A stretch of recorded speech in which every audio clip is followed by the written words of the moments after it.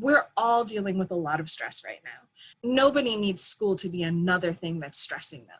Tell me about it. I'm now one of many parents that are working from home, and now I'm also managing homeschooling through virtual learning. The libraries have always been here to support students and parents, but of course now all of our sort of schoolwork and educational work, at least for a little while, is going to be at home.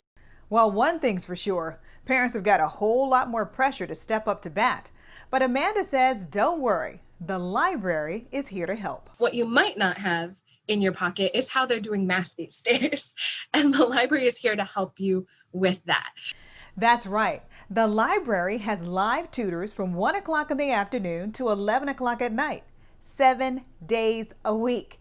And those tutors, they're not just for students. You as a parent can log on and chat with that tutor to get tips for how you can help your student with their assignment.